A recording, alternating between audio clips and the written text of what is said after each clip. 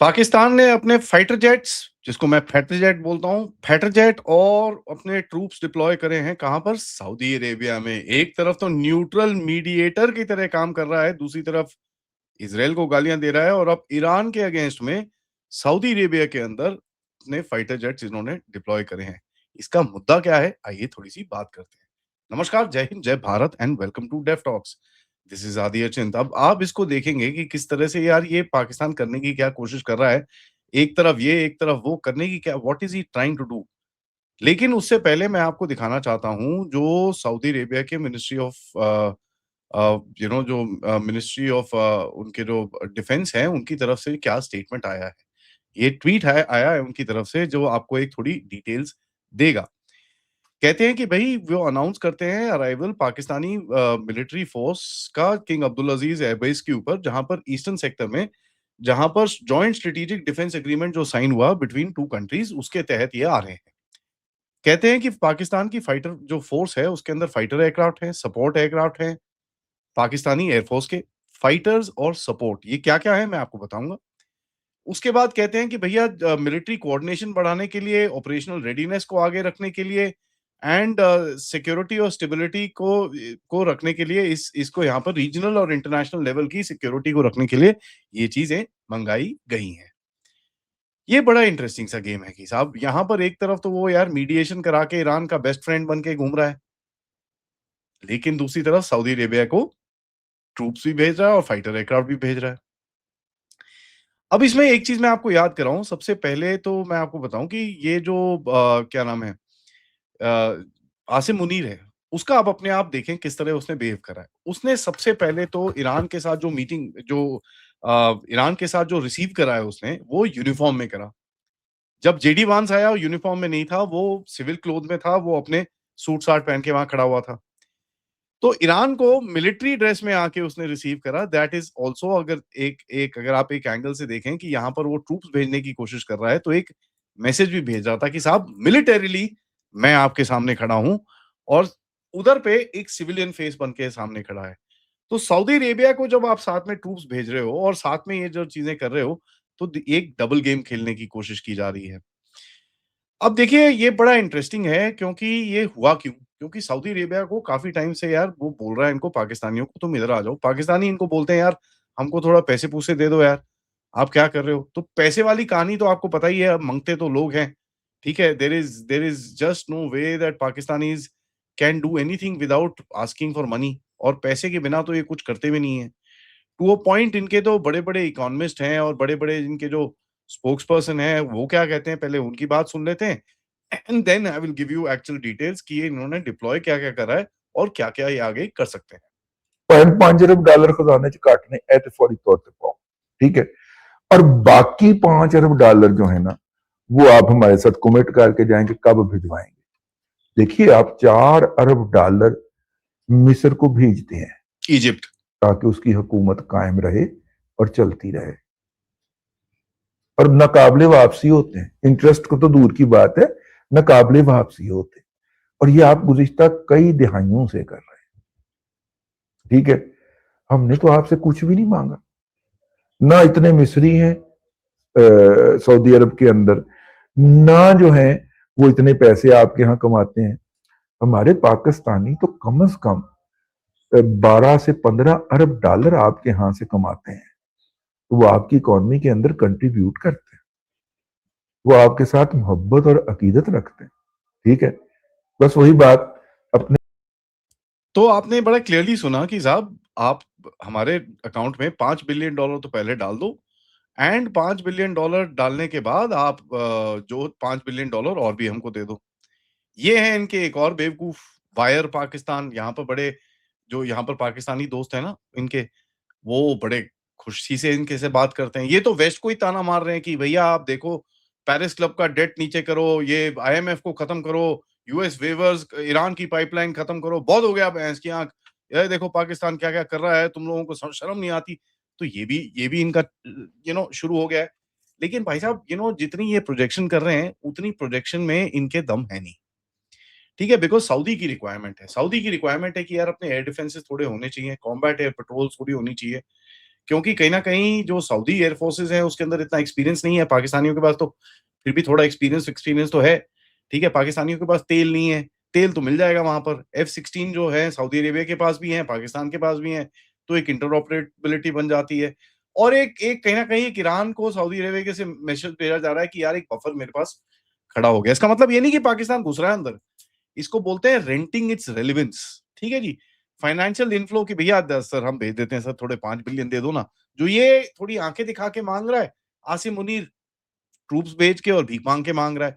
Islamic military pillar, Islamic ये Islamic वो का पूरा एक कहीं ना कहीं एक पोजीशन तो वो कर रहे हैं, लेकिन ये जो डिप्लॉयमेंट है वो ट्रांजैक्शनल है, आइडियोलॉजिकल नहीं है।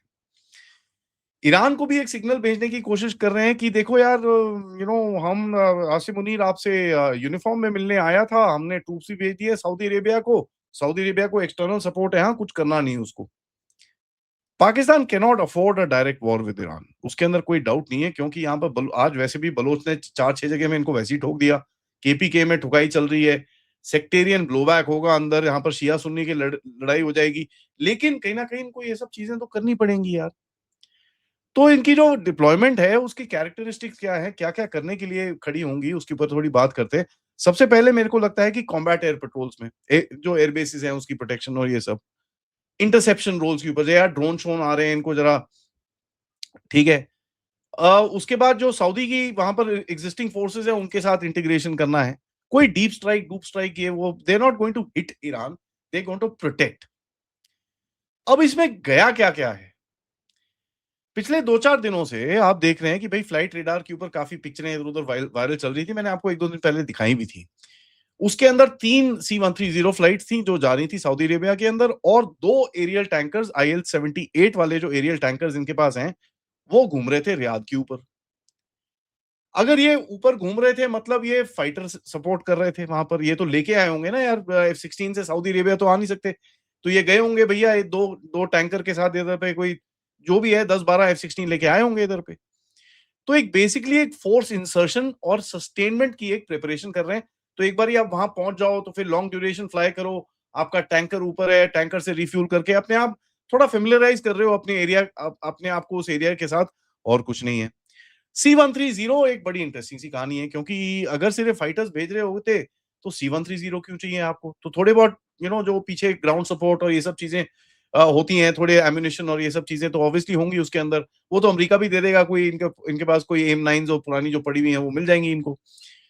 C-130 एक एक लोड कैरिंग एयरक्राफ्ट है, तो उसके अंदर एयर डिफेंस के क्रूज हैं, रेडार ऑपरेटर्स गए होंगे, मेंटेनेंस टीम्स गई होंगी, बेस सिक्योरिटी की डिटैचमेंट्स गई होंगी।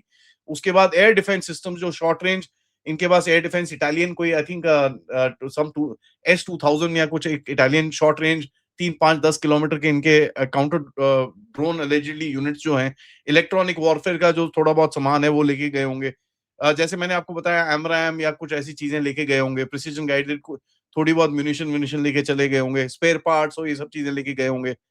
एंड जो टैंकर्स वहां पर हैं, that means extended combat air petrol की आप एक प्रिपरेशन कर रहे हो कि भैया आपसे पाकिस्तानी घूमेंगे ऊपर उई उई उई उई उई करते हुए, ताकि सऊदी अरेबिया को कुछ ना आए। क्विक रिएक्शन एनवेलप बनाने की कोशिश की जाएगी, और ये सब चीजें होंगी, क्योंकि देखिए एक इन लोगों ने ऑलरेडी एक्सरसाइज करी हुई है। ये मेरे ख्याल से एक्सरसाइज हुई थी इनकी जनवरी में।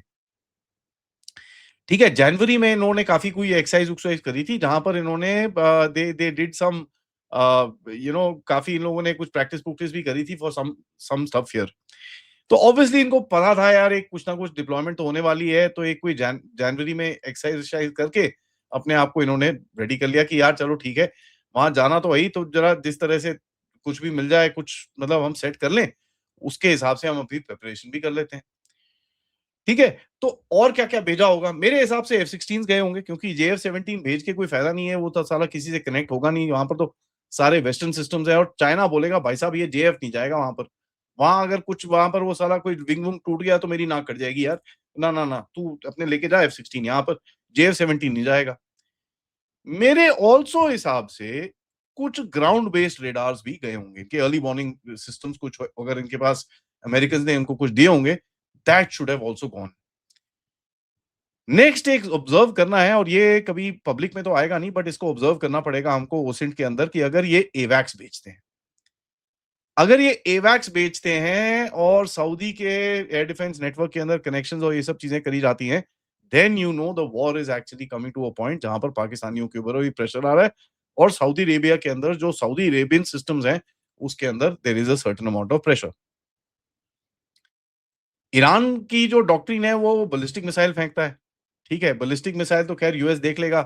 The problem is the drones, ठीक है, तो F-16 को उड़ाया जाएगा कि भैया जाओ, वो ड्रोन आ रहा है मार उसको, that will be the thing. And सबसे बड़ी चीज आपको इसके अंदर समझ में आनी चाहिए कि भाई this is not a, you know, it is just behind the red line, Pakistan just पीछे खड़ा हुआ है वहां पर, it is not going forward आगे आगे। एंड इनका हाँ, वो जो जनवरी में एक्सरसाइज करी थी उसका नाम था स्फीयर्स ऑफ विक्ट्री, ठीक है, 2026 जनवरी में करा था। तो इन्होंने कुछ टेस्टिंग टूस्टिंग उस टाइम पे भी करी थी कि यार किस तरह जाके हमको डिप्लॉय करना पड़ेगा एंड किस तरह हमको सपोर्ट करना पड़ेगा। अब इसको थोड़ा सा कनेक्ट करिए भैया टॉक के साथ, ठीक है, ये जो टॉक टूक चल रही है ना यहाँ पर देखिए टॉक्स का कुछ निकलने तो वाला नहीं है, ये तो ड्रैगिंग टॉक्स होंगी कि एक एक दिन एक जीतेगा, एक दिन एक जीतेगा, this will continue for a long time. But Pakistan को इसके बीच में खड़ा होना is quite a interesting sort of a game, क्योंकि इसके अंदर से एक्सीडेंटल एस्केलेशन जो होता है ना, उसके चांसेस काफी ज्यादा है, क्योंकि पाकिस्तान अगर कुछ एक मिसस्टेप लेता है जोश जूश में या सऊदी के प्रेशर में आके इसने कुछ अगर कर दिया, तो फिर घर पे क्या होगा वो तो आप सबको पता है। ऊपर से पंगे लेने की कोशिश कर रहा है भारत के साथ, फिर घर पे क्या होगा ये भी आप सबको पता है। तो देखिए ये बड़ी एक गंदी सी सिचुएशन है, और they are doing it basically, इनके पास कोई ऑप्शन ऑप्शन है नहीं। एंड कहीं ना कहीं जाके किसी तरह से ये कुछ ना कुछ रेलेवेंस मिल जाए, कहीं पे कुछ मिल जाए, समवेयर डाउन द लाइन यार दुनिया के सामने हम बने रहें, क्योंकि अगर दुनिया के सामने बने रहेंगे कोई ना कोई कुछ पैसे पूसे दे देगा, कोई कुछ हमारी हेल्प कर देगा, कुछ हमको सेट कर देगा, कोई कहीं कहीं ना कहीं कुछ कुछ मिल जाएगा यार सांस लेने को। ईरान के साथ आप न्यूट्रल बन के खड़े हो, लेकिन उसको यूनिफ़ॉर्म में जाके रिसीव करते हो। अमेरिका के साथ आप न्यूट्रल बने हो, लेकिन ये भी सुनने में आ रहा है कि आप चाइना से हथियार लेके ईरान के बीच में भी घुसाने की कोशिश कर रहे हो। इसके बारे में कोई पुख्ता मेरे पास सबूत जैसे ही आएगा मैं आपको दूँगा। लेकिन इसकी भी काफ़ी जो बोलते हैं ना रूमर इंटेलिजेंस वो भी काफ़ी है।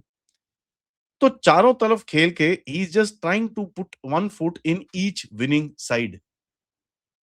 यार that's like putting, you know, आपने जो वो जो आपने देखा ना स्लेड डॉग्स होते हैं जो आर्कटिक शार्कटिक में कुत्ते भागते हैं ना, पीछे स्लेड भाग रहा होता है, that is like Pakistan tying एक हाथ एक डॉग से, एक हाथ एक डॉग से, एक हाथ एक डॉग से, एक हाथ एक डॉग से, एंड होपिंग कि वो कुत्ते चारों तरफ ना भागे और एक ही तरफ भागे। देखते हैं होता है क्या, क्योंकि अगर कुत्ते चारों तरफ भागे मैं ग्राफिकली एक्सप्लेन करना नहीं चाहता पाकिस्तान के साथ क्या होगा उसके बाद। But thank you so much for watching, video को लाइक करिए, सब्सक्राइब करिए and share this with your friends and families, end of course अगर आप इस चैनल की तरफ कंट्रीब्यूट करना चाहते हैं, please use the QR code या फिर पेपैल या फिर सुपर स्टिकर सुपर चैट्स। मिलते हैं थोड़ी देर में एक बड़े स्पेशल एपिसोड के साथ रात को 10 बजे। नमस्कार, जय हिंद, जय भारत।